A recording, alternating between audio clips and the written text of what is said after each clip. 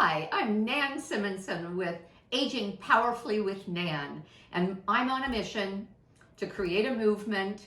As a baby boomer about to turn 70, I want to take all of our baby boomers, but also get people thinking in their 40s and their 50s and younger and older to take care of themselves. And one of the best ways I know to make that happen is to understand that lifestyle is medicine. We get our rest.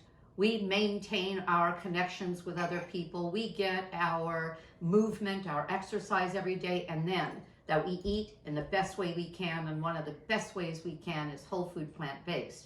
So going on 3 years now, this is what I live on. In other words, not just sweet potatoes, but whole foods without animal products. And what I wanted to talk to you today about is starch, i.e. carbohydrate, i.e. in the form of sweet potatoes, and not the ones you're used to, those red ones that everybody knows about. There are yams and there are red sweet potatoes, but these are a little more unusual. This is a white sweet potato called a Hannah yam, or I've not seen it labeled that way in my store, but they just call it a sweet potato, and I'll stick my nail in there, which I probably shouldn't, and it's white, and it's a sweet potato, as opposed to the white outside and the red inside. And then this is a Frida's Stokes Purple, S-T-O-K-E-S purple, and Frida is F-R-I-E-D-A, Frida's, meaning apostrophe S, .com. That's a website and a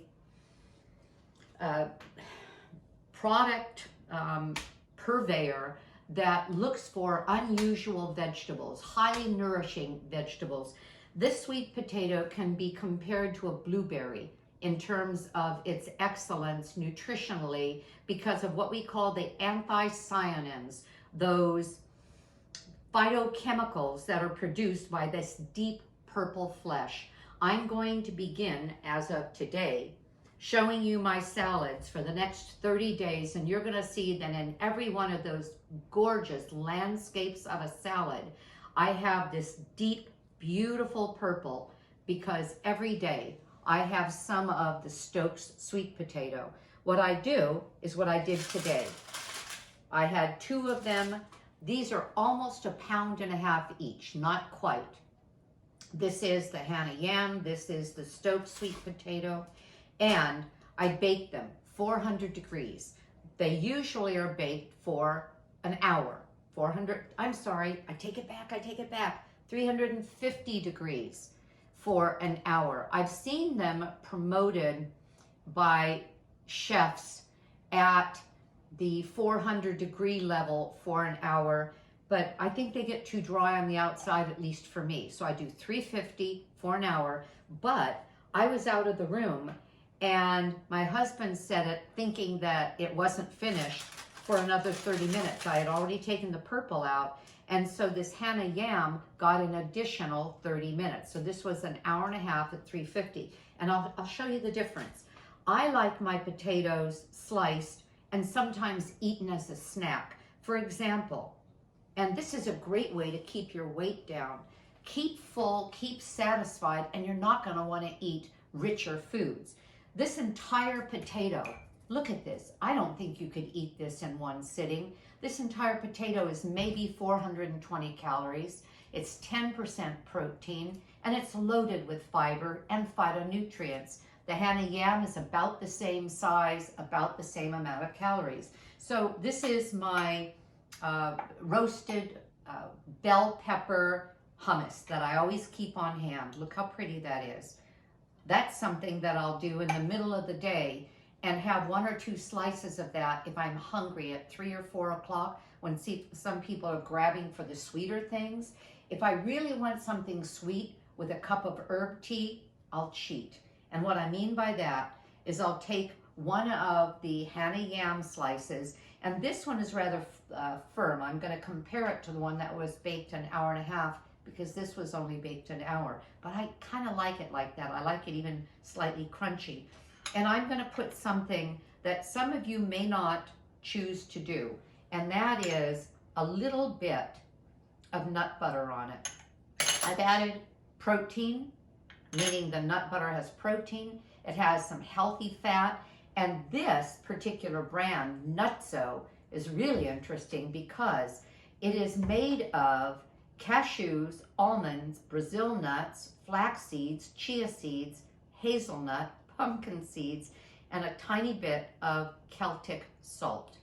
And the texture when you bite into it, because of all the seeds, is very crunchy. So I'll put a little bit of that, and if I'm really feeling like, oh, I just need something more, I'll put no more than that amount of something that I keep on hand. It'll last me a half a year, and it's mango chutney. It's mango ginger chutney from Trader Joe's.